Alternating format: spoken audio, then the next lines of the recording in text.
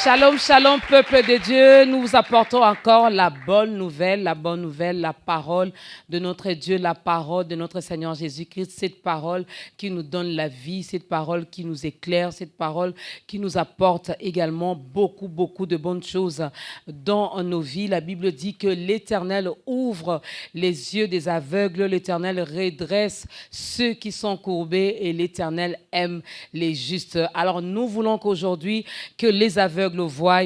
Nous voulons que ceux qui ont le dos courbé puissent se redresser et nous voulons que ceux qui étaient dans l'injustice, ceux qui étaient injustes deviennent justes et c'est là pour la gloire de Dieu. À toutes et à tous, bienvenue dans ce nouveau numéro où nous allons recevoir encore un homme de Dieu, quelqu'un que vous connaissez parce qu'il a eu à nous parler de la part de Dieu et lui quand il vient, il nous apporte toujours la parole de Dieu, il nous apporte toujours des sujets qui nous pousse encore à réfléchir, qui nous interpelle encore et surtout qui nous aide à grandir spirituellement parce que nous ne devons pas rester des bébés spirituels. L'occasion te sera donnée également, toi qui n'es pas encore né de nouveau, toi qui n'as pas encore donné ta vie à Christ, l'homme de Dieu qui est notre invité va t'aider à faire ton entrée dans la grande famille des enfants de Dieu. Et mais nous ne sommes pas encore là. Avant que je présente notre invité, j'aimerais bien faire un petit tour du côté de ce programme Club 700 où nous allons écouter les témoignages de ce petit garçon qu'on appelle Anthony. Il a vécu les rejets, il a été abandonné, il a été rejeté. Tout le monde a tourné le dos à notre frère, à ce garçon Anthony. Mais Dieu a agi dans sa vie pour vous confirmer que Dieu continue encore à agir parce que c'est un Père formidable. Suivons les témoignages d'Anthony tirés du programme Club 700. Certains jours, je me sentais bouleversé, en colère, perdu. Ils m'avaient enlevé du lieu où je me sentais en sécurité pour me placer dans un foyer avec des étrangers. Je n'avais aucune aide et aucune personne vers qui me tourner. Rien de tout ça. Anthony fut placé en famille d'accueil à l'âge de 6 ans en raison de la toxicomanie de sa mère biologique alors qu'elle était enceinte de sa petite sœur. Il connaissait l'amour de Dieu par l'intermédiaire de sa grand-mère et essayait de garder espoir dans cette situation difficile. Je priais parfois quand je me sentais déprimé. Parfois aussi, je lui posais des questions. Pourquoi suis-je ici? Pourquoi je ne trouve personne pour m'aimer? Pourquoi je ne peux pas rentrer chez moi? Il vécut dans des foyers d'accueil pendant 9 ans, espérant être adopté et craignant d'être laissé pour compte. Je ne voulais pas trop espérer en fait, parce que je ne voulais pas avoir des attentes ambitieuses qui risquaient de ne pas se concrétiser. Mais au fond de moi, je voulais que ça marche. Je voulais sortir du système. Je ne voulais plus faire partie des pupilles de la nation. Je voulais seulement avoir une famille aimante et une maison où rester pour toujours. À 15 ans et après une adoption ratée, il commença à perdre espoir. Il eut des ennuis dans son école et dut suivre un parcours scolaire alternatif, au cours duquel il rencontra le docteur Benny Berry, professeur dans cette école. Il est arrivé chez nous et il s'est porté volontaire pour dire le serment au début de la journée. Il s'est porté volontaire, il allait être officier de réserve sur son campus d'origine. Il s'est porté volontaire pour accrocher les drapeaux. J'ai été impressionnée. Je me suis dit, ce garçon est un leader, il est différent des autres, il a de l'initiative. Benny était célibataire et n'avait pas d'enfant. Dans la classe, les étudiants plaisantaient en disant qu'ils aimaient le docteur Benny et souhaitaient qu'elle soit leur mère. Anthony suivait le mouvement, mais lui ne plaisantait pas. La discussion a porté sur les familles. Certains enfants disaient qu'ils avaient essayé de faire en sorte que mademoiselle Berry les ramène chez elle. Alors Anthony a dit « Oh, vous pouvez me ramener chez vous pour de bon ?» Et j'ai répondu « Non, tu sais, tes parents font de leur mieux. Respecte tes parents comme tu me respectes, et tout ira bien. » Et il a dit « Non, madame, je suis en famille d'accueil. » Je ne le savais pas, ni quelques autres étudiants du groupe, alors on a été pris par surprise. « Vraiment? Tu es en famille d'accueil ?» Et j'ai dit « Oui, vous pouvez m'adopter. Je veux dire, si vous voulez bien. Avez-vous déjà pensé à l'adoption ?» Puis la conversation a continué. Et j'ai dit « Si tu veux être mon enfant, si un jour tu veux être mon enfant, tu vas devoir être bon. Et il a dit, pour combien de temps? J'ai dit, mais pour toujours bien sûr, qu'est-ce que tu racontes? Alors il m'a dit, vous pouvez voir mon dossier, je peux être adopté. Vous pouvez me prendre chez vous. Anthony donna à Benny ses informations et le site d'adoption. Je n'avais jamais prévu d'adopter parce que je ne savais pas. Je ne connaissais pas le processus d'adoption. Tout ce que je savais sur l'adoption, c'est ce que j'avais vu dans un documentaire. Et dans les premiers jours, j'avais du mal à croire que c'était quelque chose que je pouvais faire. Je ne me voyais pas faisant ça. Le moment de quitter le centre scolaire arriva et je lui ai dit « Ne m'oubliez pas ». Elle ne m'a pas oublié. Quand ça a commencé à se concrétiser, il fallait que je prie à ce sujet.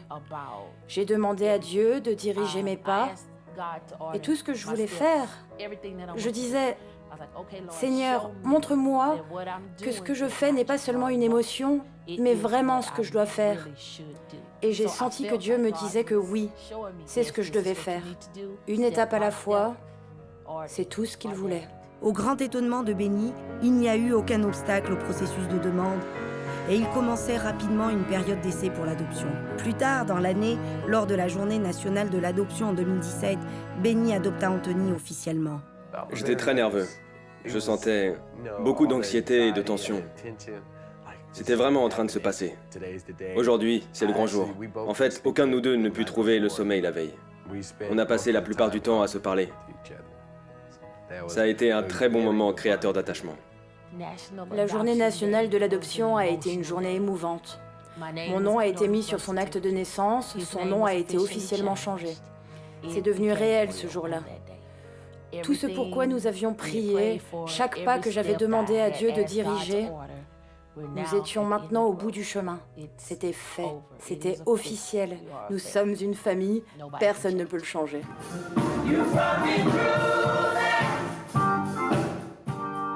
Le trait qui définit le mieux cette nouvelle famille de deux est la gratitude l'un pour l'autre, et envers Dieu qui a ouvert la porte et leur cœur. Il va jusqu'au bout avec nous. Il nous porte. Comme il a porté sa croix, il nous porte sur son dos. Je suis reconnaissant envers Benny de m'avoir aimé et d'avoir pris un garçon de 16 ans, de presque 16 ans, chez elle. Et un garçon à problème en plus. J'aime ça. C'est une chose que je n'avais jamais pensé avoir. Je suis si heureux. Un garçon de mon âge qui se fait adopter, vous savez, c'est très rare. Je ne savais pas que je pouvais aimer quelqu'un comme ça, mis à part mes parents. J'avais besoin de lui probablement autant ou plus qu'il avait besoin de moi. Je ne lui en dis pas trop.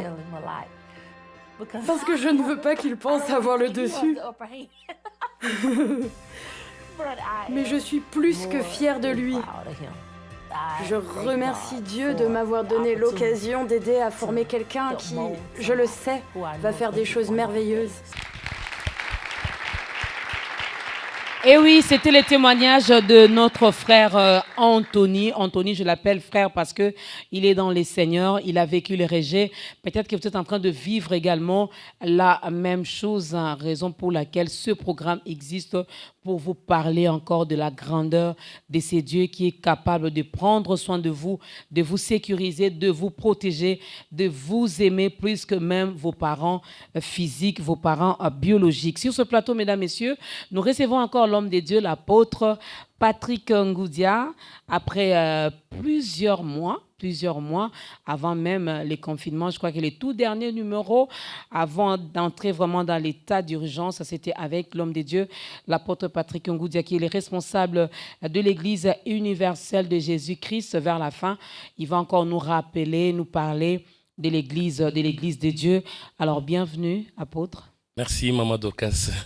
Après 5 mois de confinement, finalement, l'Église a repris avec ses activités. Oui, l'Église avait toujours ses activités en action parce que quand nous voyons l'Église, nous voyons Maman Dorcas, nous voyons l'évangéliste Jean-Baptiste. Bon, je parle de l'Église comme bâtiment. Oui, l'Église. Ah, d'accord, ok. Oui, l'Église comme bâtiment, on a repris. Voilà. Oui, et tout se passe bien. Oui, vraiment, par la grâce du Seigneur, tout évolue très bien. Alors, il y a peut-être quelqu'un qui est en train de vivre le rejet, comme ces témoignages, comme ce frère Anthony, que nous venons de suivre dans les témoignages, un message de réconfort, un message d'encouragement, un message d'espoir à un frère, à une sœur qui vit le rejet. Oui, ce que nous pouvons dire, c'est de faire confiance au Seigneur. Quand nous lisons la Bible, il est dit que non, maudit celui qui se confie dans l'homme. Et on dit, béni soit celui qui se confie dans le Seigneur et dont le Seigneur est son appui. Si aujourd'hui vous vivez dans le rejet, mais vous devrez savoir que quelque part et autour de vous, il n'est pas très loin de vous, il est à côté de vous. C'est question seulement de lui faire confiance et de lui confier votre vie et il agira. Et il agira. Est-ce qu'on peut acclamer pour ça? Dieu est fidèle, il agira parce qu'il ne ment pas. Il ne ment pas. Alors, vous revenez aujourd'hui, avant même de prendre la première chanson, j'aimerais bien déjà faire l'introduction de notre thème d'aujourd'hui. Vous revenez avec ce thème, la guérison d'un aveugle né et les témoignages. Alors, lorsque j'ai essayé un peu de parcourir la Bible, j'ai vu que ce n'était pas le seul aveugle dont parle la Bible. Il y a l'aveugle de Jéricho qu'on appelle Bartimée.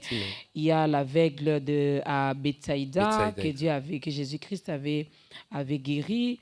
Mais pourquoi seulement parler de cet aveugle né? C'est quoi la particularité? La particularité, c'est que les autres, on ne nous a pas dit, ils sont devenus aveugles après ou avant. Mais nous allons voir, peut-être que nous pouvons prendre un seul, celui de Bethsaïda. Comment? Parce que nous allons voir que le mode opératoire de sa guérison ressemble un peu à la guérison de l'aveugle né.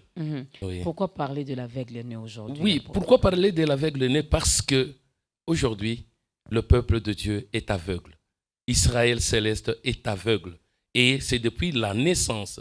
Mais nous allons savoir aujourd'hui, on va découvrir, il est né aveugle ou bien il est devenu aveugle. Non, c'est ce que nous allons découvrir aujourd'hui. Nous voyons que non, la plupart des aveugles que Jésus est en train de rencontrer, ce sont des aveugles des naissances. Oh, des aveugles de naissance.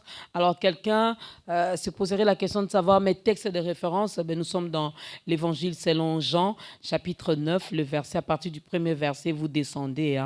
Maintenant, on peut prendre de 1 à 7, pourquoi pas aller jusqu'au verset 41. Ça dépendra également de votre emploi du temps, mais vous pouvez le noter, vous pouvez méditer là-dessus et vous pouvez également vérifier tout ce que nous allons dire au fur et à mesure que nous allons avancer. Donc, retenez que notre thème d'aujourd'hui est l'aveugle né, la guérison d'un aveugle né et le témoignage.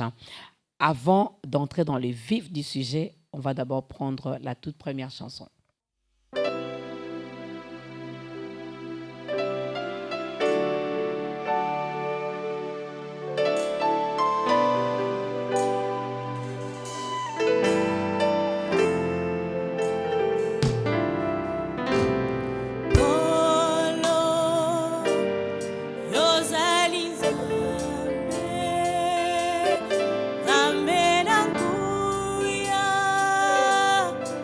See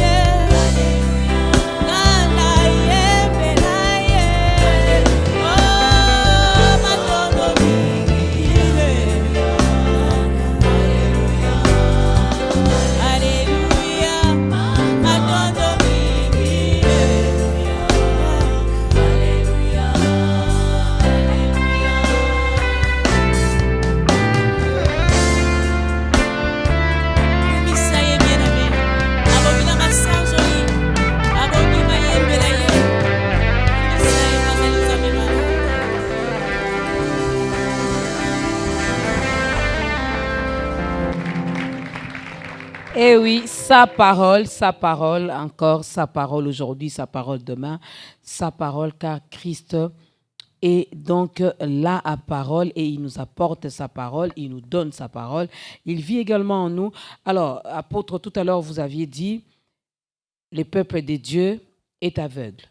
Oui, le peuple de Dieu est aveugle et nous avons tous été aveugles. Pourquoi? Parce que vous allez voir qu'on organise des campagnes d'évangélisation.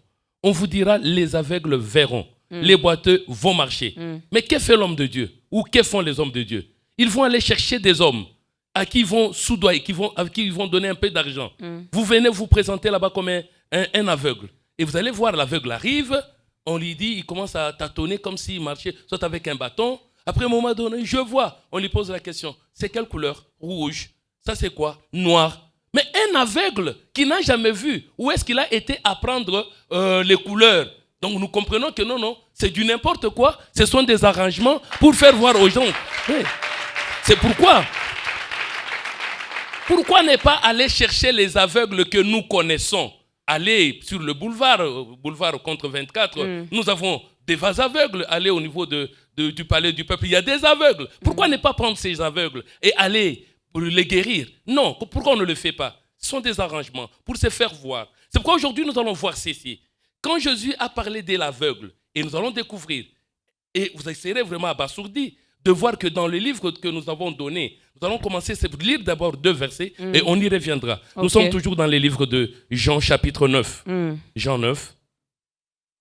Nous allons commencer par le verset 39, 39, 40 et puis on va revenir. Jean 9, 39. Oui. Puis Jésus dit. Je suis venu dans ce monde pour un jugement. Je suis venu dans ce monde pour un jugement. Pour que ceux qui ne voient point voient. Pour que ceux qui ne voient point voient. Et que ceux qui voient deviennent aveugles. Maman Dorcas, vous allez accepter qu'on mette une pancarte, qu'on écrive que non. Ceux qui voient deviendront des aveugles. Et ceux qui ne voient pas vont voir. Est-ce que vous allez accepter? Oui, allons-y. Oui. Quelques pharisiens qui étaient avec lui. Les pharisiens qui étaient là avec lui. Ayant entendu ces paroles. Quand ils ont entendu ces paroles. Lui dire. Nous aussi sommes-nous aveugles. Oui, on peut s'arrêter par là. Donc Jésus vient pour un jugement. Pour que ceux qui ne voient point, voient. Ceux qui voient, ils deviennent aveugles. C'est-à-dire que vous allez dans une campagne d'évangélisation. Si vous allez seul, au retour chercher un chien, chercher un petit bâton. Parce que c'est ça la parole de Dieu, qui existait depuis la nuit des temps, mais que les gens n'ont pas le temps de faire quoi? De lire. C'est pourquoi ils vous diront, les aveugles verront, mais on va les payer, on va faire tout ça pour être vu des hommes, pour chercher la gloire des hommes. Mais maintenant, c'est pourquoi nous disons maintenant, il fallait que nous puissions revenir pour montrer comment est-ce que nous tous, même moi qui vous parle, j'étais aveugle. Mais un jour, Jésus, en passant, m'a remarqué et les disciples ont posé cette question. On parle ici de l'aveuglement spirituel ou physique? Parce que nous sommes... préciser. Nous devrons préciser quoi? Parce que nous sommes dans les livres de Jean chapitre 9. C'est là où nous sommes en train de parler, où Jésus a croisé l'aveugle. Et quand nous lisons, on dirait que c'est quel aveugle? L'aveugle physique ou bien spirituel? Parce que c'est toujours dans le même contexte où il dira que non. Qu'on nous lise d'abord, comme ça on va découvrir. Nous sommes dans quel contexte? On commence par le premier verset. Jean 9, 1. Oui.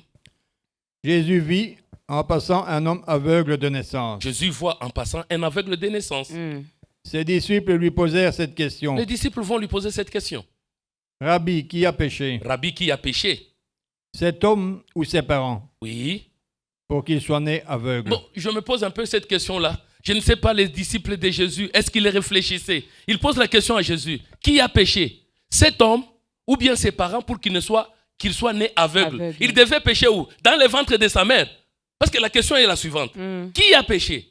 Lui ou ses parents pour qu'il soit né aveugle? C'est-à-dire que non, l'infirmité ou devenir aveugle est la conséquence du péché. Mais maintenant, lui qui est aveugle de naissance, il allait pécher où? Dans le sein de sa mère. Bon, comment Jésus répond à cette question? Parce que c'est une question qui est, bon, je dirais que non, alors c'est une question qui est vraiment idiote en disant que non, qui a péché? Cet homme ou bien ses parents pour qu'il ne soit né aveugle? Oui, on y va. Jésus répondit. Ce n'est pas que lui ou ses parents aient péché. Mais je me pose la question, même Jésus aussi, est-ce qu'il a compris? Ou bien lui, il comprenait les disciples plus que nous? Il dit que non, ce n'est pas que lui ou ses parents. C'est-à-dire que non, cet homme est né aveugle. Mais où est-ce qu'il allait pécher? Maman, vous avez tant déjà dit que non, dans les seins de la mère, un enfant peut pécher. D'après vous, depuis que vous êtes né, on vous a déjà appris que non, quelqu'un peut commencer à ensorceler sa mère dans le ventre ou en train de faire quoi? En train de voler dans le ventre. Peut-être que les disciples faisaient allusion à la nature adamique. Donc, à la nature adamique? Oui, les péchés d'Adam. Donc, Non, maman, je vais vous dire une chose. On a dit ceci, le péché adamique ne peut pas suivre quelqu'un. Ça, vous devrez le savoir. Pourquoi? Parce qu'on a dit ceci. Ce n'est pas que les parents ont mangé le raisin vert et que les dents des enfants sont maintenant agacées. L'âme qui pêche est celle qui mourra. Personne... On ne peut plus appliquer ces proverbes en disant que non, les parents ont mangé ou bien l'enfant maintenant il est en train de payer le péché de son père. Non, l'âme qui pêche est celle qui mourra. Donc, les disciples ne parlent pas de ça. Puis on revient. Mais c'est afin que les œuvres de Dieu soient manifestées en lui. On dit c'est pour que les œuvres de Dieu soient manifestées en lui. Les œuvres de Dieu qui devraient se manifester dans cet homme, c'est quel genre d'œuvre? Oui. Il faut que je fasse les œuvres de celui qui m'a envoyé. Il faut que je fasse pendant qu'il est jour les œuvres de celui qui m'a envoyé. La nuit vient. On dit que la nuit vient où personne ne peut travailler. Déjà là, il y a un problème. On dit, pendant qu'il est jour, je dois faire les œuvres de mon Père. Le jour là, c'est quoi? Le jour peut symboliser quoi? On dit, la nuit vient où personne ne peut travailler. Or, il y a le jour, il y a la nuit. Mais comment est-ce que Jésus dit que non? Pendant qu'il est jour. Le jour, c'est quand? Est-ce que c'est pendant la journée? Pendant qu'il est jour, je dois faire les œuvres de celui qui m'a envoyé. La nuit vient où personne ne peut travailler. C'est-à-dire que non, déjà là, Jésus est en train de parler. Et en parlant, la rencontre avec cet aveugle, c'est dans sa mission, dans la providence de Dieu. Il fallait qu'il croise cet homme-là pour que les disciples apprennent quelque chose. Et c'est ce que nous allons apprendre aujourd'hui. Il dit qu'il faudrait que pendant qu'il est jour, je dois faire les œuvres de mon Père. Le jour, c'est quoi? Au début, on nous dit Dieu appela la lumière jour. Dieu appela les ténèbres nuit. Mais pourquoi il dit que non, pendant le jour, on doit travailler? Pendant la nuit, on ne travaille pas. Mais maman Dorcas peut travailler la nuit. Il y a des choses que vous n'avez pas terminées. Vous pouvez les terminer la nuit. Mais pourquoi Jésus dit que non, pendant la nuit, personne ne doit travailler? C'est-à-dire que non, c'est un message énigmatique. C'est un message où nous avons ce que nous appelons les machals, c'est-à-dire les paraboles. On doit les comprendre. Oui, allons-y. Pendant que je suis dans le monde, pendant que je suis dans le monde, je suis la lumière du monde. Je suis la lumière du monde. Après avoir dit cela, il cracha à terre. Oh, vous imaginez quelque chose qui doit maintenant choquer. Si maintenant moi je me mets un peu à cracher ici sur les tapis, déjà vous allez vous dire que non, ça c'est un malpropre ou quoi. Nous sommes dans cette période où il y a trop de microbes, il y a coronavirus, mais voilà, Jésus va cracher par terre, oui. Et fit de la boue avec sa salive. Il crache, il va faire de la boue avec sa salive, oui. Puis il appliqua cette boue sur les yeux de l'aveugle. Il prend la boue. Il applique sur les yeux de l'aveugle. Un aveugle, vous prenez la boue, vous mettez dans les yeux. Maman Dorcas, vous prenez de la boue, on met dans les yeux pour guérir quelqu'un. Oui, allons-y. Il lui dit, va et lave-toi au réservoir de Siloé. Mais vous imaginez, c'est un aveugle qui n'a jamais vu. On lui dit, va. On n'a pas dit ceci, parce que si nous revenons à Bethsaïda, nous allons voir comment est-ce que Jésus a conduit l'aveugle en dehors de la ville. Mais ici, on dit que non, va. Et lave-toi au réservoir de Siloé. Oui, allez-y. Donc, il signifie envoyer. On dit que va te laver au réservoir de Siloé, qui signifie envoyer. Maintenant, qui est envoyé? Le réservoir ou bien cet homme que Jésus a envoyé? Parce qu'il dit que non, va, lave-toi au réservoir de Siloé, qui signifie quoi? Envoyer. Nous voyons déjà que non, on nous parle des significations. Un aveugle, comment est-ce que quelqu'un qui n'a jamais vu, on lui dit d'aller se laver? Il connaissait. Comment est-ce qu'il allait y aller? Mais je suppose qu'à côté de lui, il y avait quelqu'un. Non. On n'a pas dit conduisez-le. Et nous allons voir dans la suite qu'il n'y avait personne qui l'avait conduit. Oui, on y va. Oui. Il y alla. Est-ce qu'on a dit ils sont partis? Non. Il y alla seul. Oui. Se lava. Et s'en retourna voyant clair. Et au retour, il commençait à voir clair. Oui. Ses voisins et ceux qui auparavant l'avaient connu comme un mendiant disaient. S'il y avait quelqu'un qui pouvait l'aider, on allait le savoir. On dit que ses voisins et ceux qui l'avaient connu comme étant aveugle, oui. N'est-ce pas là celui qui se tenait assis et qui mendiait. On dit ce n'est pas cet homme-là qui se tenait assis, qui demandait l'aumône, qui était en train de mendier. Oui. Les uns disaient, c'est lui. C'est lui. D'autres disaient, non. Non. Mais il lui ressemble. Il lui ressemble. Et lui-même disait, c'est moi. C'est moi. Et lui dire donc, comment tes yeux ont-ils été ouverts? Quand Jésus a opéré, il était avec les disciples. C'est pourquoi les voisins sont surpris de le voir maintenant en train de voir. Il pose la question, comment est-ce que tu vois maintenant? Il répondit, l'homme qu'on appelle Jésus a fait de la boue. A oint mes yeux. Il a oint mes yeux. Et m'a dit, va au réservoir de Siloé.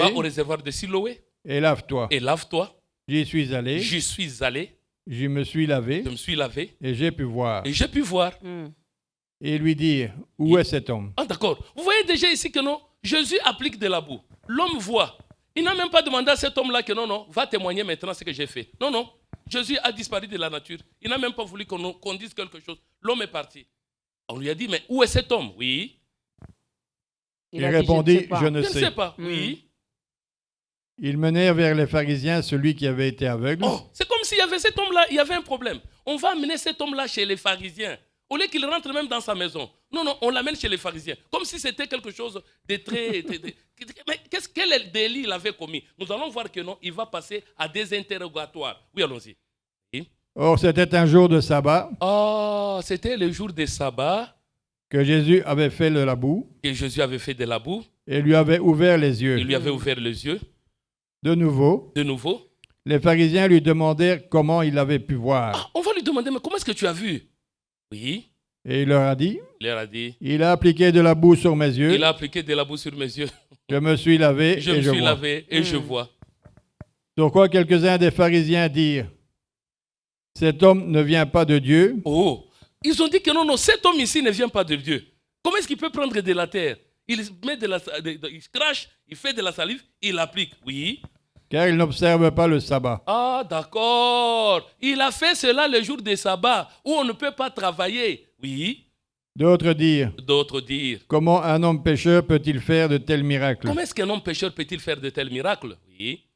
Il y eut division parmi eux.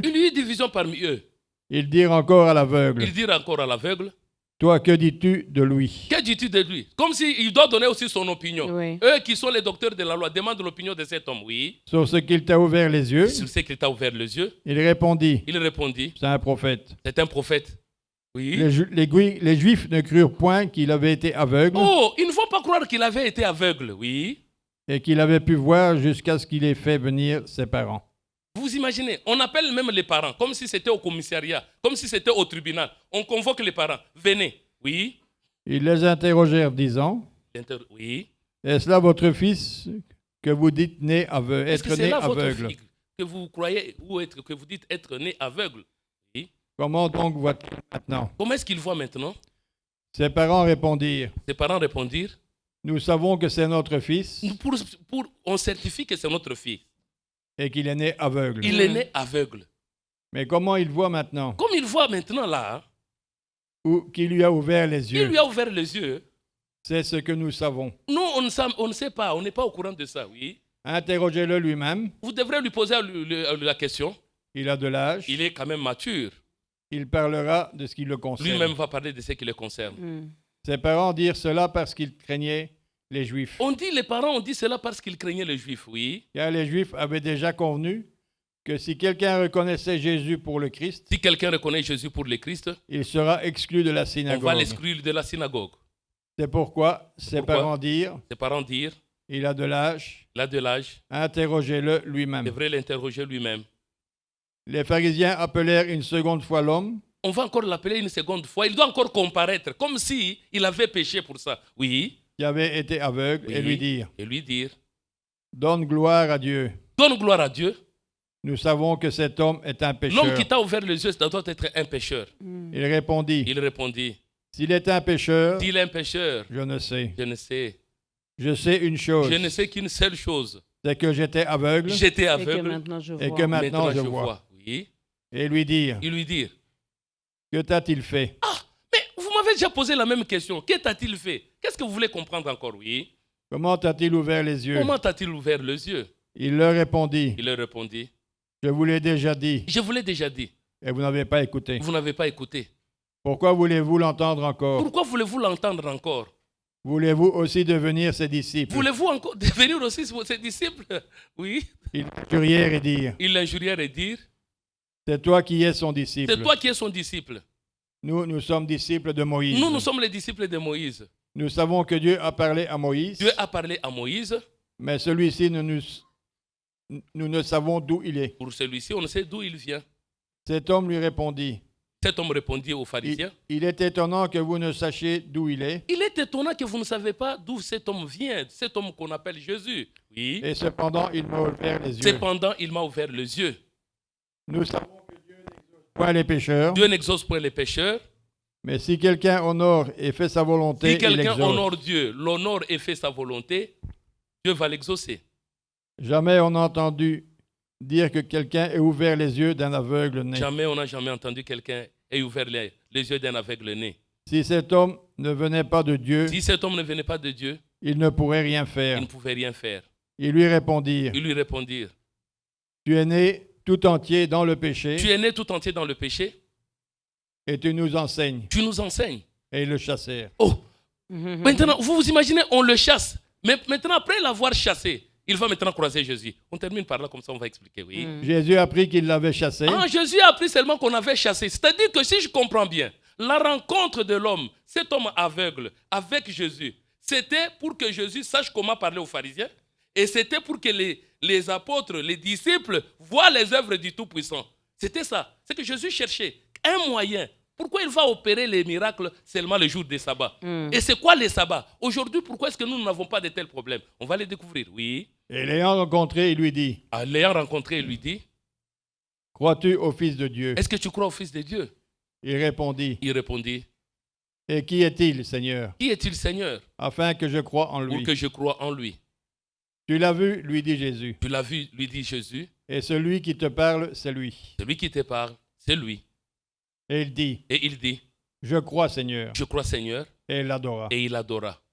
Oui, Jésus dit. Oui, Jésus dit. Je suis venu dans ce monde. Je suis venu dans ce monde. Pour un jugement. Pour un jugement. Pour que tous ceux qui ne voient point voient. Pour que tous ceux-là qui ne voient point voient. Et que ceux qui voient deviennent aveugles. Ceux qui voient deviennent aveugles. C'est là où maintenant nous devrons comprendre que non. Cette rencontre avec cet homme-là, c'était pour nous apprendre quelque chose. Parce que quand les gens lisent la Bible, les gens sont aveuglés. Ils sont aveuglés par quoi? Par le matériel. Ils sont aveuglés par quoi? Par la chair. Quand nous disons aveugle, directement, on sait bien que non, c'est quelqu'un qui ne sait pas voir. Non. L'aveugle aujourd'hui, il est aveuglé par quoi? Par le Dieu de ce siècle. Il est aveuglé par quoi? Par tout ce que nous voyons autour en lisant la Bible. Vous disiez par exemple, on dit Jésus était baptisé dans l'eau. Directement, vous dites que non, nous aussi on doit être baptisé dans l'eau. Vous allez au fleuve. Vous allez au fleuve ou cherchez l'eau dans la piscine, aveugle. On ne voit pas. Parce qu'il fallait que l'homme comprenne que non, Dieu est esprit. Si Dieu est esprit, il y a des réalités que nous devrons voir, que nous devrons comprendre. Quand Jésus a été envoyé, peut-être aujourd'hui vous serez surpris. Quand Jésus est envoyé par Dieu, Dieu lui a donné une mission nette. Nous sommes dans les livres de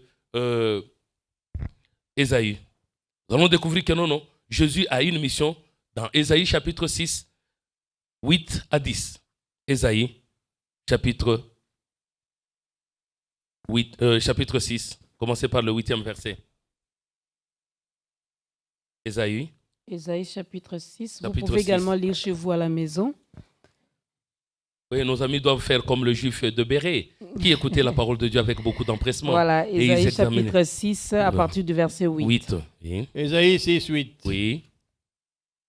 J'ai entendu la voix du Seigneur disant. J'entendis la voix du Seigneur disant. Qui enverrai-je et qui marchera pour nous? Qui enverrai-je? Qui marchera pour nous? Je répondis. Me voici, envoie-moi. Me voici, envoie-moi. On demande au ciel. Dieu pose la question. Qui est-ce que je vais envoyer? Qui est-ce qui va marcher pour nous? Oui, je répondis, envoie-moi. Il dit alors. Il dit encore. Va. Et dis à ce peuple. Vous entendez. Vous entendrez. Et vous ne comprendrez rien. Point. C'est quoi ça? Ouais. C'est ce qu'il a dit. Oui, allez-y. Vous verrez. Et vous ne saisirez point. Ça, c'est quelle mission, ça? Oui. Rends insensible le cœur de ce peuple. C'est pas possible. C'est vrai, ça? rend le cœur de ces peuples insensibles. Oui. Endurcis ses oreilles. Endurcis ses oreilles. Bouche-lui les yeux. Bouche-lui les yeux. Pour qu'il ne voie point de ses yeux. Qu'il ne voie point de ses yeux. Et n'entende point de ses oreilles. Qu'il n'entende pas de ses oreilles. Ne comprenne point de son cœur. Ne comprenne point de son cœur. Convertisse point. Ne se convertisse point. Et ne soit point guéri. Ne soit point guéri. Ah, maman Dorcas, vous imaginez? C'est ça la mission de Jésus. Oui, c'est la mission qu'on lui a donnée. On dit que non, on va dire à ces peuples, vous allez voir, mais vous n'allez rien comprendre. C'est pourquoi il dit que non, il est venu pour un jugement, pour que ceux qui voient ne voient point. Et ceux qui ne voient point puissent voir. Parce qu'aujourd'hui, si vous dites que non, avant que vous ne croyez au Seigneur, vous étiez aveugle ou bien vous voyez. La personne ne sait même pas se situer. Mais maintenant, qu'est-ce que l'homme voyait? Et qu'est-ce qu'il ne doit plus voir? C'est pourquoi la rencontre avec Jésus, Jésus trouve l'aveugle de naissance. Cet aveugle, il est né comment? Si nous prenons l'exemple de Nicodème. Nicodème, Jésus lui dit, il dit qu'il faudrait que tu naisses de nouveau. Nicodème pose la question, comment un homme grand comme moi, je peux encore rentrer dans le ventre de ma mère et naître de nouveau? C'est pourquoi Jésus va lui dire, ce qui est né de la chair est chair, ce qui est né de l'esprit est esprit. Mais j'aimerais bien que nous puissions revenir vraiment dans notre contexte. Exactement. Nous, les chrétiens d'aujourd'hui, vous aviez dit même au début que nous sommes aveugles. Qu'est-ce qui nous a rendus aveugles? Oui, c'est ce que nous allons voir que nous, dans 2 Corinthiens chapitre 4, nous allons voir qu'est-ce qui nous rend aveugles aujourd'hui. Parce que quand vous prenez votre Bible, vous commencez à lire, vous vous référez à la géographie, vous vous référez à l'histoire, vous vous référez à la nature, c'est ça. C'est le problème. Est-ce mal de se référer à la nature? Oui, maintenant nous allons voir un peu de quelle nature. La nature céleste ou bien la nature terrestre, c'est ça. Parce que Jésus veut chapitre 4, 2 Corinthiens 4. Nous allons commencer par le 3e verset jusqu'au verset 5. 2 Corinthiens 4, 3. Oui. Si notre évangile est encore voilé. Si notre évangile est encore voilé. Il est voilé pour ceux qui périssent. Il est voilé pour ceux qui périssent. Pour les incrédules. Pour les incrédules. Pour le Dieu de ce siècle a aveuglé l'intelligence. Il y a le Dieu de ce siècle qui a aveuglé l'intelligence. Afin qu'il ne voit pas briller la splendeur de l'évangile. Pour qu'il ne puisse pas voir comment il ne voit pas la lumière, la splendeur de l'évangile. De la gloire de Christ. De la gloire de Christ. Qui est l'image de Dieu. Ah, d'accord, c'est qu'il y a un Dieu de ce siècle qui fait que non, les gens ne comprennent pas. Je vais d'abord nous situer un peu dans le temps. Dans le temps, Jésus arrive, il trouve que non, il y avait le judaïsme, il y avait les pharisiens, il y avait les sadducéens. C'était les gens qui vivaient à travers la loi. La loi, c'était leur centre d'intérêt. Mais quand Jésus arrive, il leur montre que non, le don de Dieu, pour expliquer cette loi, c'est lui Jésus. Et c'est que pour expliquer la loi ou expliquer les Écritures, nous devrons nous référer au Père. Nous devrons nous référer à l'Esprit. Mais maintenant, regardez un peu comment les gens font. Vous lisez dans la Bible, on dit que non, voilà, il y avait un jardin d'Éden, il y avait les arbres.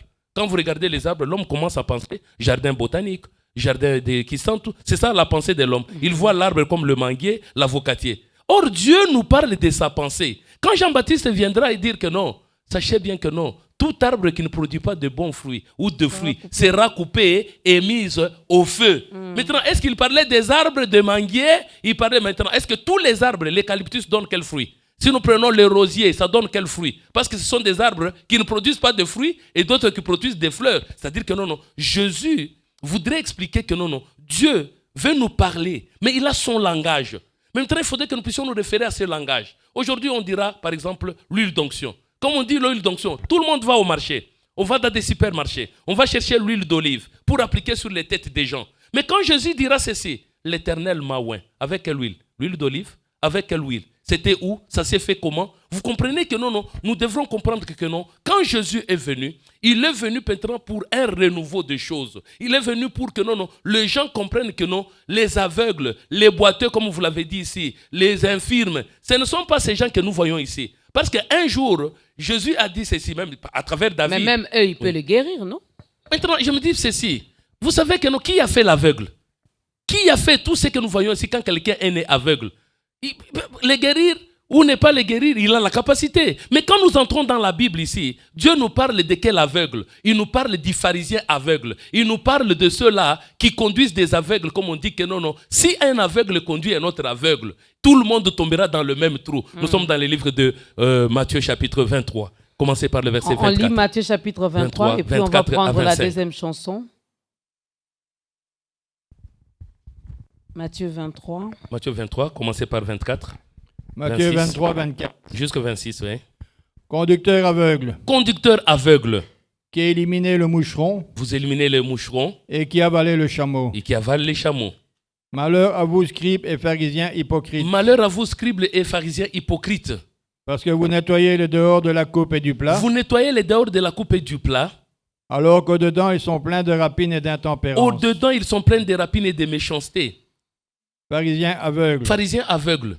Nettoie premièrement l'intérieur de la coupe et du plat. Nettoie premièrement l'intérieur de la coupe et du plat. Afin que l'extérieur aussi devienne net. Nous comprenons que qui sont les pharisiens. Nous comprenons qui sont les docteurs aveugles. Nous voyons déjà qu'ils nettoient l'extérieur. Maman Dorcas, si tu vois seulement quelqu'un prendre un frère, une sœur, l'amener dans le fleuve, les faire sortir de là, sachez bien que c'est un aveugle. Il est en train de nettoyer quoi? L'extérieur. Au lieu de faire quoi? De nettoyer l'intérieur. Une parenthèse. Puisque vous parlez de ça, vous me ramenez au baptême. Yes. Comment vous procédez dans votre église? Oui, mais le problème, c'est que nous venons de lire ici que les apôtres, Jésus dit, les pharisiens, tout ça, ils nettoient quoi? L'extérieur. Je vais prendre un petit exemple avant que vous puissiez... Nous allons prendre les livres de Luc chapitre 11. On commence même par le verset 37. Nous allons voir que non, même aujourd'hui, nous avons des problèmes avec le gouvernement. Moi, j'ai posé seulement la question, comment l'apôtre oui, c'est ça que je vais vous montrer. Patrick... Oui, baptise, oui. Il va nous montrer comment est-ce que l'apôtre est en train de baptiser. Il n'y a pas de souci. Oui. Luc, chapitre 11. Luc 11, 5. 37. Commencez par le verset 37. 37. Oui. Pendant que Jésus parlait, un pharisien le priait de dîner chez lui. Il entra et se mit à table. Il va entrer, il va se mettre à table. Le pharisien vit avec étonnement qu'il ne s'était pas lavé avant le repas. Ah, Maman Dorcas, vous m'invitez chez vous à la maison. Je me suis mouché, à un moment donné, je suis enrhumé, je me suis mouché, j'ai tenu tout ça. Après, j'ai pris même ma salive, j'ai mis par terre, j'ai pris de la boue, j'ai mis sur l'aveugle, mais je ne nettoie pas mes mains. Et puis, je commence à manger. Qu'est-ce que vous allez penser? Oui, allons-y. Jésus, les pharisiens remarquent que mais cet homme ici, il est comment? Il est en train de manger sans se laver les mains. Oui, allons-y. Mais le Seigneur lui dit, vous pharisiens, vous nettoyez le dehors de la coupe et du plat. Et à l'intérieur, vous êtes plein de rapines et de méchanceté. Insensé. Celui qui a fait le dehors, n'a-t-il pas fait aussi le dedans? Arrêtez-vous par là. C'est pourquoi nous devons chercher cette eau qui va pénétrer dans le cœur. Cette eau qui va, parce qu'on dit que c'est du cœur des hommes que viennent les mauvaises pensées, les adultères, les meurtres, les jalousies.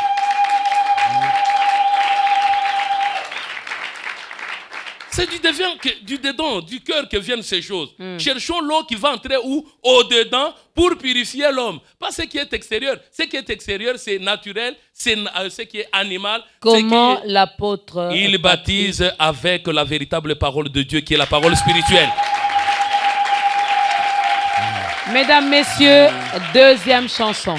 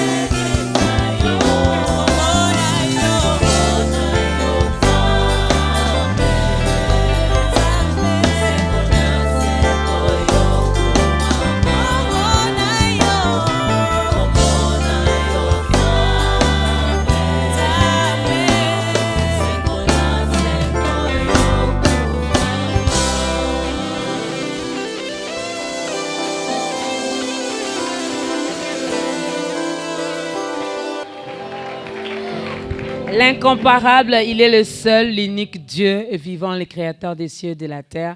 Mesdames et messieurs, c'est de lui que nous parlons encore aujourd'hui et notre thème est donc la guérison d'un aveugle-né et témoignage. Comme texte de référence, nous sommes dans Jean chapitre 9, du 1er jusqu'au verset 41. Vous pouvez continuer à les lire, mais l'homme de Dieu a donné également plusieurs passages.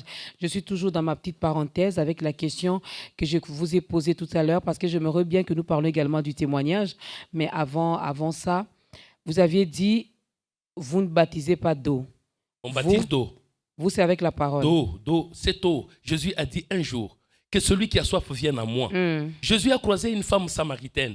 La femme allait puiser de l'eau. Jésus lui a dit, je te donnerai une eau qui fera en toi une source d'eau vive. Sur la croix, quand on a percé, qu'est-ce qui est sorti?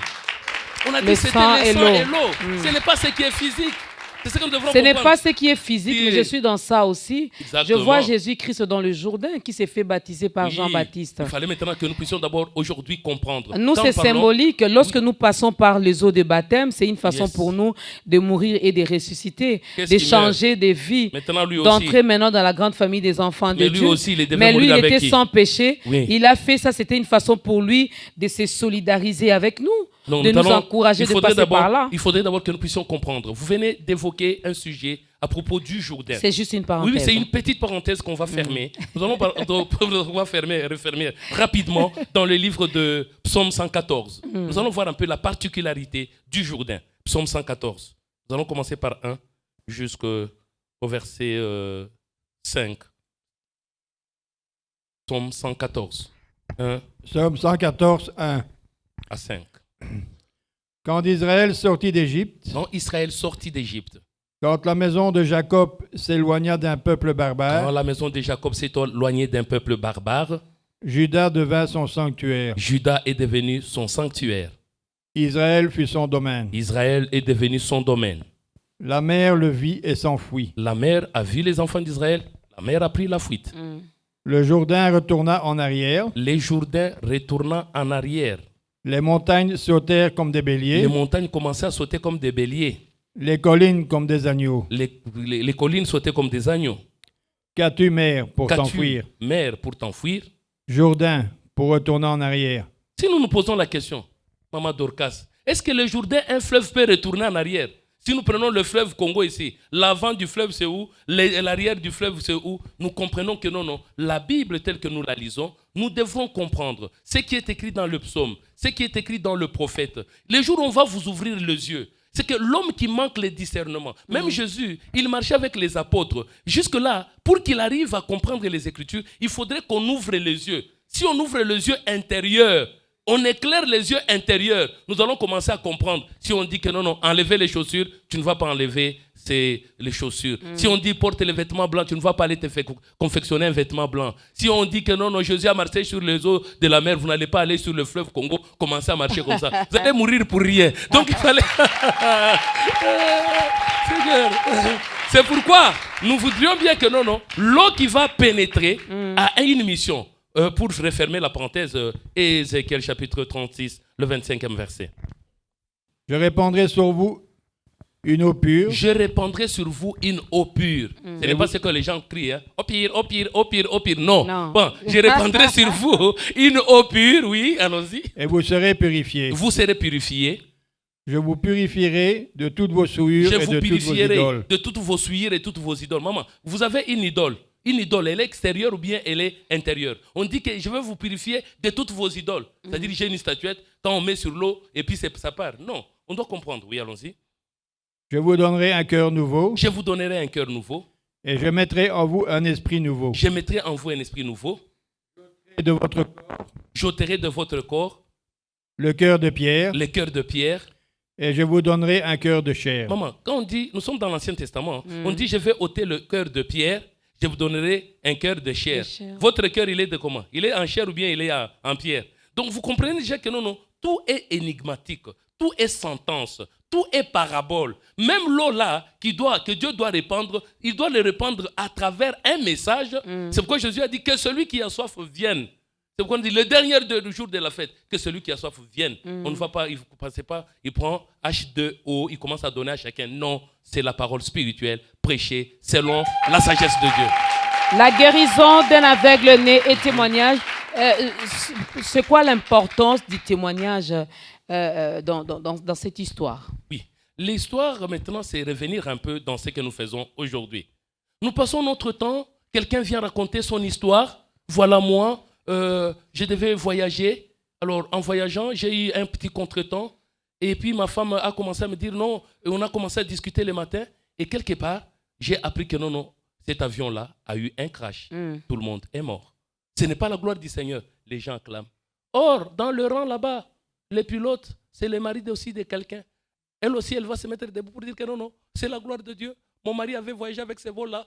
Il est mort. Acclamons le Seigneur. Donc, nous devons maintenant comprendre aujourd'hui quelle est la mission. Elle va dire Dieu a donné, Dieu a repris. Elle ne va pas témoigner. La Bible, elle est complète. C'est pourquoi nous allons dire ceci. Ce que font les gens aujourd'hui, c'est pour se faire voir. C'est pour chercher la considération de l'homme. C'est pourquoi nous allons prendre les livres pour comprendre qu'est-ce que Jésus dit à propos du témoignage. Lorsque nous témoignons, nous voulons...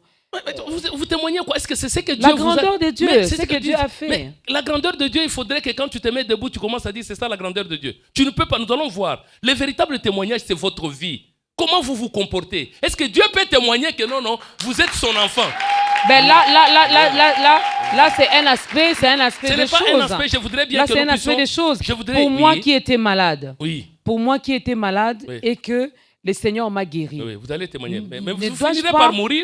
Oui, ça, c'est pas un problème. Vous allez témoigner ça, c'est pas un problème. Oui, exactement. Je sais qu'en 2016, l'Éternel m'a ramené à la vie. Cela ne veut pas dire que Maman Doka ne va plus mourir. Je finirai par là. Finirai par là. Mais avec ce que j'ai vécu, cette expérience, cette histoire que j'ai vécue avec lui, ne dois-je pas me tenir debout devant l'assemblée et le dire tout haut? Oui, exactement. C'est ce que nous allons voir. Parmi tous ceux-là qui ont été guéris par Jésus, qui sont passés par le miracle, qui est-ce qu'on a mis debout devant les apôtres? Ils commencent à témoigner. Le 10 lépreux, il y a un qui est revenu. Il est revenu faire quoi? Pour témoigner? Pour dire merci à Jésus. J'ai dit ceci. C'était une façon de dire que merci à Dieu. Même vous, après n'importe quelle situation, vous allez remercier le Seigneur. Ce n'est pas à dire. Je vais vous donner, nous allons lire pour savoir les lépreux qui étaient guéris. Qu'est-ce que le Seigneur lui a dit? C'est ce que nous allons lire. Nous sommes dans le livre de Matthieu. J'aime bien l'apôtre Patrick. Donc, ce n'est pas un débat, c'est ta grandeur. Oui, exactement. Moi, je pose des questions à votre place pour avoir des éclaircissements. C'est bon. N'est-ce pas? Et j'espère que le message passe très bien. Et nous allons prendre le livre de même Luc chapitre 1, chapitre 8, 1 à 4. Luc 8, 1 à 4. Oui. Luc chapitre 8, 1 à 4. Tout ça, nous sommes en train de voir comment est-ce que nous devrons aller proclamer tout haut devant l'assemblée ou bien qu'est-ce que nous allons faire. Nous allons le découvrir dans le livre de Matthieu chapitre 8, 1 à 4.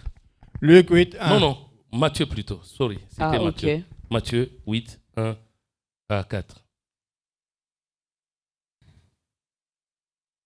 Matthieu 8, 1 à 4. Nous allons voir comment est-ce que les lépreux est guéri par Jésus-Christ. Oui, et ce que Jésus va lui demander de faire. Matthieu 8, 1. Oui. Lorsque Jésus fut descendu de la montagne. Quand Jésus est descendu de la montagne ou était descendu de la montagne. Une grande foule le suivait. Une grande foule le suivait. Oui. Et voici. Voici. Un lépreux s'étant approché se prosterna devant lui et dit. Il y a un lépreux qui va se tenir devant Jésus, va se prosterner et va dire. Seigneur. Si tu le veux, tu peux me rendre pur. Jésus étendit la main et le toucha. Jésus va étendre la main, il va le toucher. Et dit. Il va dire. Je le veux. Sois pur. Aussitôt, il fut purifié de sa lèpre. Il fut guéri, purifié de sa lèpre. Jésus lui dit. Garde-toi d'en parler à personne. Mais va te montrer au sacrificateur. Et présente l'offrande que Moïse a prescrite. Afin que cela leur serve de témoignage. D'accord. On a dit ceci. Jésus a donné une sévère recommandation. N'en parle à personne. Mais va te présenter. Paie ce que Moïse a demandé.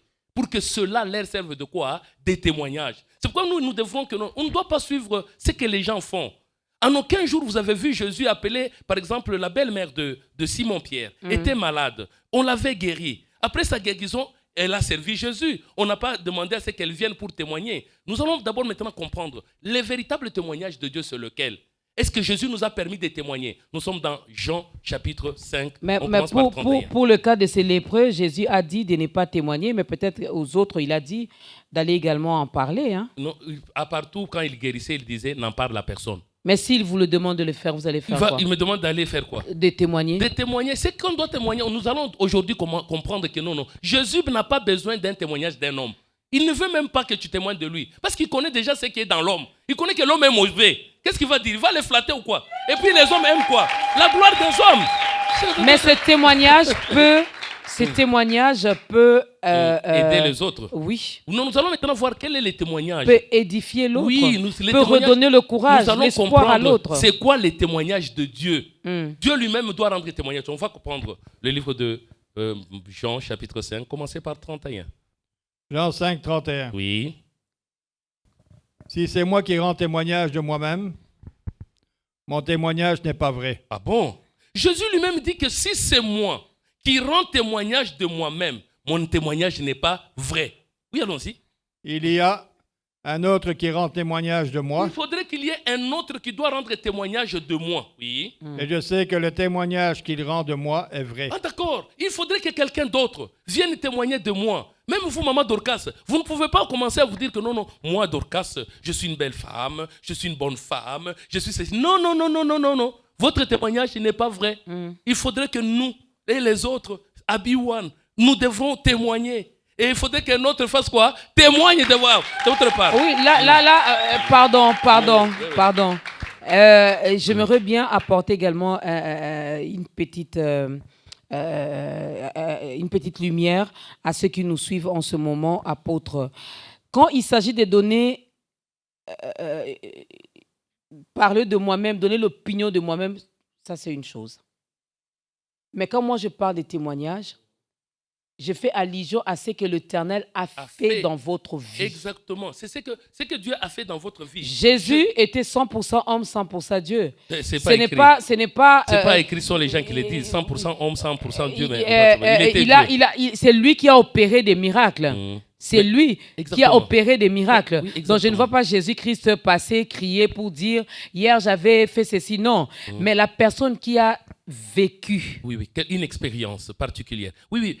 C'est là mon souci. Oui, comprenne d'abord une petite parenthèse sur l'apport de Maman Dorcas, et puis nous allons revenir maintenant pour voir un peu comment on va témoigner. Nous sommes dans le livre toujours de Jean, chapitre 2, commencez par le verset 23 à 25. Nous allons voir que Jésus a fait de grandes choses. Mais qu'est-ce qu'il a dit à propos? Oui, Jean 2, 23 à 25. Jean 2, 23 à 25. Jean 2, 23. Oui. Pendant que Jésus était à Jérusalem. À la fête de Pâques. Plusieurs crurent en son nom. Beaucoup de gens ont cru en son nom. Ils crurent en son nom.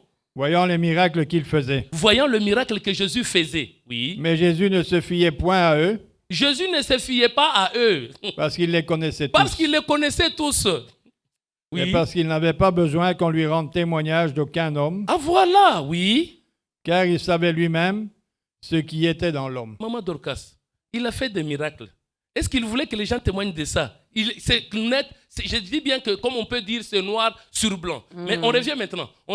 Dans Jean 5, 35 et 31 là-bas. On évolue. Maintenant, nous allons voir c'est quoi ce miracle. C'est quoi le témoignage que nous devrons faire par rapport même au miracle. Le véritable miracle, ça peut être quoi? Oui, allons-y. Vous avez envoyé une délégation vers Jean. Et il a rendu témoignage à la vérité. Comment est-ce qu'on rend témoignage à la vérité? Comment est-ce que nous pouvons recevoir les témoignages des hommes? Oui. Pour moi, ce n'est pas d'un homme que je reçois le témoignage. Pour moi, Jésus-Christ, ce n'est pas d'un homme que je reçois les témoignages. Oui. Mais je dis ceci. Afin que vous soyez sauvés. Jean était la lampe qui brûle et qui luit. Et vous avez voulu vous réjouir une heure à sa lumière. Moi, j'ai un témoignage plus grand que celui de Jean. Car les œuvres que le Père m'a donné d'accomplir, les œuvres que le Père m'a donné d'accomplir, ces œuvres même que je fais, les œuvres que je suis en train de faire, témoignent de moi, que c'est le Père qui m'a envoyé. Ah, d'accord, c'est que Jésus, lui, ne voulait pas se fier à ce que les gens disent. Même si, oh non, Jésus... Moi, je vous donne un exemple, avant que nous passions à un autre livre. Un homme sort de la prison de Makala. Il a fait presque 10 ans à Makala. C'était un voleur. Il va alimenter quelque part, il va témoigner dans l'église. Le même jour, il a témoigné, il a dit, voilà, j'ai fait autant de temps, j'ai eu le temps de réfléchir, j'ai reçu le Seigneur Jésus-Christ en prison, ainsi de suite. Il a témoigné. Après, le pasteur a demandé quand même qu'on puisse lui venir en aide. Il y avait des gens, on a cotisé, on s'est cotisé, on lui a donné quelque chose. La nuit, il va aller vers l'avenue Éléphant. Celui qui venait de témoigner pendant la journée là. Le soir, il va aller voler. Il vole chez à côté de chez un monsieur qui était colonel. En sortant, il ne savait pas que là, il y avait des militaires de garde-corps. En sortant de là, il voulait escalader le mur. On a tiré sur lui. Il est mort. Les gens sont dit, papa, il a témoigné qui n'a tongo. Maintenant, qu'est-ce qu'il a fait témoigner? Vous comprenez déjà que c'est n'importe quoi. C'est pourquoi nous devrons comprendre. Le témoignage de Dieu, c'est lequel? Le témoignage, nous allons découvrir que non. Le témoignage dans le livre de 1 Jean, chapitre 5. Commençons par ça sera peut-être le dernier passage parce qu'on doit faire l'appel au salut. Exactement, mais c'était très vaste, on n'a pas terminé. Si Dieu nous prête assistance, on va continuer avec ça. 1 Jean, chapitre 5. Commencez par le 6e verset. 1 Jean 5, 6. Oui. C'est lui, Jésus-Christ, qui est venu avec de l'eau et du sang. C'est lui, Jésus-Christ, qui est venu avec de l'eau et du sang. Maman, il est venu avec de l'eau, c'est-à-dire de l'eau dans un bidon. Non, parce que vous et moi, nous avons de l'eau. Lui, Jésus, est venu avec de l'eau. Il est venu avec du sang. Nous aussi, on a du sang. Mais pourquoi? Qu'est-ce qui est particulier dans l'eau qu'il lui a apportée? C'était l'eau dans un baxer, c'était dans un bidon, dans une espèce de citerne. Non, il dit il a amené l'eau, il a amené le sang. Oui, allons-y. Non avec de l'eau seulement. Non avec de l'eau seulement. Mais avec de l'eau et avec le sang. Avec de l'eau et du sang. Et c'est l'Esprit qui rend témoignage. C'est l'Esprit qui rend témoignage. Parce que l'Esprit est la vérité. Parce que l'Esprit est la vérité, oui. Car il y en a 3 qui rendent témoignage. Il y en a 3 qui rendent témoignage. L'Esprit, l'eau et le sang. Et le sang. Bon, madame, quand quelqu'un se met debout, qu'est-ce qui est en train de rendre le témoignage? L'eau, le sang. C'est l'Esprit. Bon, l'Esprit comment? Maintenant, les témoignages de l'eau, c'est comment? Les témoignages du sang, c'est comment? Et les témoignages de l'Esprit, c'est comment? Oui, continue. Oui. Et les 3 sont d'accord. Les 3 sont d'accord, ils sont d'accord. Vous avez déjà vu quand est-ce que l'eau et le sang se mélangent? Ils sont d'accord, ils se mélangent avec l'esprit? Non, nous devons comprendre que non, ce sont des paroles inspirées de Dieu. Nous devons comprendre que ça doit nous enseigner, ça doit nous convaincre, nous corriger pour que nous puissions bien marcher. Voilà pourquoi on veut apporter également cette parole qui corrige, cette parole qui nous aide également à mieux marcher, cette parole qui nous aide également à demeurer dans la présence de Dieu. Alors ne peut comprendre, ne peut bien manger, ne peut demeurer que celui qui est fils. Nous voulons donc donner l'occasion à cette personne qui a suivi cette émission depuis le commencement à recevoir également le Seigneur Jésus-Christ dans sa vie comme Seigneur et Sauveur personnel. Afin de bien voir. Apôtre, si vous pouvez regarder votre caméra. Permettez un peu qu'on termine les versets, puis je vais appeler parce qu'on n'a pas, il y a un petit strophe qu'il n'a pas encore lu. Je vais faire l'appel au salut. Oui. Si nous recevons le témoignage des hommes. Si nous recevons le témoignage des hommes. Le témoignage de Dieu est plus grand. Le témoignage de Dieu est plus grand. Car le témoignage de Dieu consiste en ce qu'il a rendu témoignage à son Fils. Mais comment est-ce que Dieu va rendre témoignage à son Fils? Que son Fils était comment? Qu'il avait vécu quelle expérience? Non, quand ils étaient avec Joseph, ils n'avaient pas de clients pour la charpente, ils n'avaient pas ceci. Et puis, non. C'est pourquoi nous devons comprendre bien le témoignage de Dieu. On dit que non. Jésus-Christ a reçu le témoignage de son Père. Oui, allons-y. Oui. Celui qui croit au Fils de Dieu a ce témoignage en lui-même. Non, maman, ma soeur, ce n'est pas de vivre quelque chose qu'on a des témoignages. Les témoignages, c'est ça, cette parole que nous prêchons. Nous devons maintenant voir que non. Quand l'homme est transformé, quand l'homme vit maintenant avec Christ, quand il vit en communion avec le Père, cet homme-là a les témoignages. Cet homme-là, c'est ça, les témoignages de Dieu. Nous allons maintenant passer à l'appel au salut. Oui. Bien-aimés dans le Seigneur, vous qui nous suivez aujourd'hui, les matériels nous a aveuglés. Les richesses nous ont aveuglés. Le pouvoir nous a aveuglés. Le succès nous a aveuglés. L'ambition nous a aveuglés. Les réseaux sociaux, tout ça, les photos que nous envoyons, tout ce que nous recevons, les commentaires que nous faisons, nous ont aveuglés. Il est grand temps que nous puissions nous retourner nous tourner vers celui qui nous a créés. S'il nous a créés, c'est pour une mission. S'il t'a créé, c'est pour que tu fasses les bonnes œuvres. S'il t'a créé, c'est pour que tu le loues. C'est pour que tu fasses ta volonté.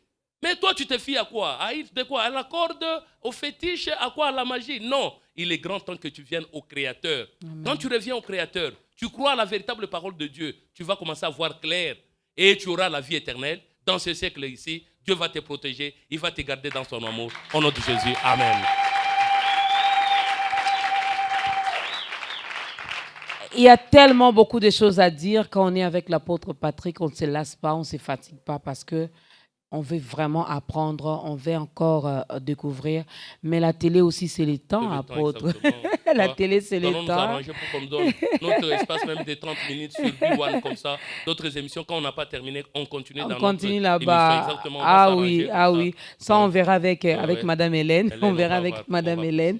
OK, il n'y a pas de problème. Alors, en résumé, avant peut-être de parler de l'Église universelle de Jésus-Christ, qu'est-ce que nous pouvons retenir avec cette histoire? Déjà que ça fait peur d'entendre que nous sommes aveugles, que les choses de ce monde nous ont aveuglés. Comment faire pour sortir de cet aveuglement? Comment faire pour garder finalement la vue, que nous puissions vraiment voir et continuer toujours à voir et surtout à bien voir? Exactement. On nous dit, pour ne pas lire, on nous dit l'œil est la lampe du corps. Si ton œil est en bon état, tu seras éclairé. Mais si ton œil n'est pas en bon état, tu seras toujours dans les ténèbres. C'est-à-dire que nous voudrions montrer que non, le manque de discernement, le manque de la parole de l'esprit, le manque de la sagesse de Dieu fait que l'homme soit aveugle. Vous pouvez continuer à lire la Bible, mais vous resterez toujours aveugle. C'est comme du temps de Jésus. Il a trouvé que non, les gens avaient la loi. Dans la loi, on disait ne commets pas l'adultère. Dans la loi, on disait œil pour œil, dent pour dent. Dans la loi, on disait tu aimeras ton ami, tu vas haïr ton prochain. Mais quand Jésus arrive, il leur montre que non, tout ce temps-là de Moïse est révolu. Moïse a mis le voile. Il faut maintenant qu'on enlève le voile pour que l'homme comprenne que non. Pour Jésus, il dit non, sœur Dorcas, tu ne vas pas aimer seulement saluer tes amis. Tu ne vas pas seulement aimer tes amis. Moi, je te dis maintenant, si ton ennemi a faim, donne-lui à manger. S'il a soif, donne-lui à boire. Saluez vos ennemis, priez pour eux. C'est-à-dire que non, on apporte un renouveau à la parole de Dieu. C'est-à-dire que non, la loi, elle est écrite, mais nous devons maintenant découvrir l'esprit qui est caché. C'est pourquoi nous avons voulu que le peuple de Dieu nous comprenne une chose. Tant que l'homme ne comprend pas les Écritures, tant que l'homme lit les Écritures, il les comprend selon la chair, il sera toujours aveugle. Mais si on se tourne vers le Christ, on se tourne à la sagesse de Dieu, on commence à comprendre que non, l'eau, quand Dieu parle de l'eau, c'est une image, il prend l'eau, comme on se lave, on boit, il utilise cette eau. L'eau veut dire la parole de Dieu. Quand Dieu a dit que la lumière soit, la lumière fut, la lumière c'est quoi? C'est la connaissance de la parole de Dieu. C'est que quand l'homme reçoit la révélation de Christ, cet homme-là commence à voir. L'aveugle, c'est toute personne qui est sans révélation. Sans révélation. Alors, le programme de l'Église universelle de Jésus-Christ, l'apôtre reçoit quand? Oui, le programme de l'Église est partout. On est au Canada, on est aux États-Unis. Et ceux qui sont là-bas en France, partout nous avons l'Église. À Matadi, au Katanga. D'ailleurs, prochainement, d'abord, on va s'arranger pour savoir quel budget nous aurons pour qu'on arrive avec vous à Kindu et à Goma. Nous allons faire quelques émissions là où il y a l'église. Oh non, on va amener tout le monde, même à Lubumbashi. Nous allons d'abord savoir qui peuvent partir et quel matériel nous allons emporter. Mais ici à Kinshasa, nous avons des différentes stations à Kinshasa, mais nous sommes à Limete, donc Funa, quartier Funa, avenue de la Presse numéro 10. Nous sommes là chaque lundi à 17h pour la formation des serviteurs de Dieu. Nous sommes aussi sur Avenue de la Science, au numéro 2, mardi et vendredi à 17h. Et puis le samedi, c'est le chemin, la vérité et la vie à 14h. Nous apprenons le chemin, la vérité pour entrer dans la vie. Le dimanche, c'est toujours à 9h. Et il y a un seul culte le dimanche? Non, il y a maintenant deux. Okay. Il y a maintenant deux avec les confinements. Oui. Il y a le premier culte qui commence vers 11h30. Nous commençons le deuxième culte. Okay. Mais les amis peuvent nous suivre aussi. Ils peuvent cliquer sur YouTube. Émission de Timothée 3,16, ils vont nous retrouver. Un numéro de contact? Le numéro de contact, c'est plus 243 98 Plus 243 9 98 32 34 68. Plus 243 85 132 12 92. Merci beaucoup, apôtre Patrick Ngoudia, responsable de l'Église universelle de Jésus-Christ qui se trouve à travers la République démocratique du Congo et en dehors également du pays. Donc, si vous nous avez suivis et que vous êtes quelque part dans un coin du monde, vous pouvez donc nous contacter aussi ou contacter l'homme de Dieu. On pourra toutefois vous orienter. Vous qui venez de faire votre entrée dans la grande famille des enfants de Dieu, il y a de la place pour tout le monde. Le chemin, la vie et la vérité reste le Seigneur Jésus-Christ. Il n'y a pas deux vérités. C'est la seule vérité dont nous avons besoin. Merci à ces grands publics chaleureux. Merci à la chorale. Est-ce que vous pouvez vous encourager par des acclamations?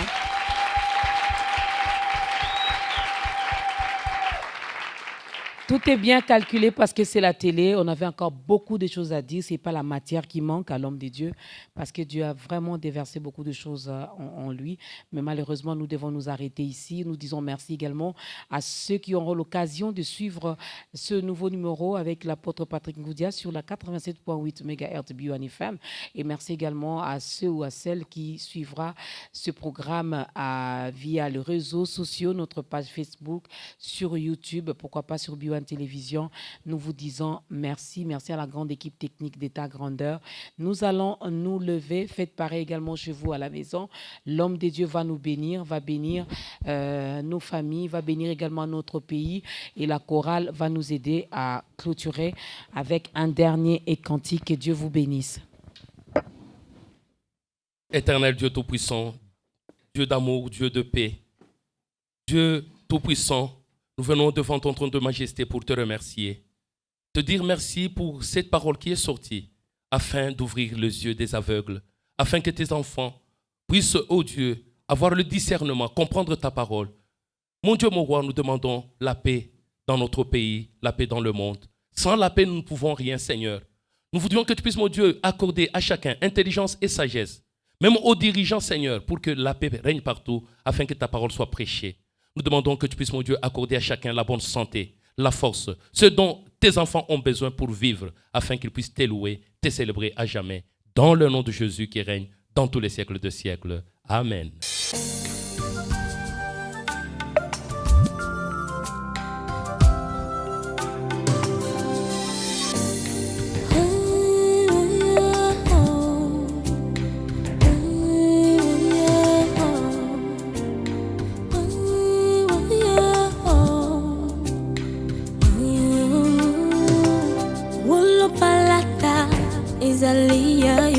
Balobi boni na zanga ta boucle d'oreille.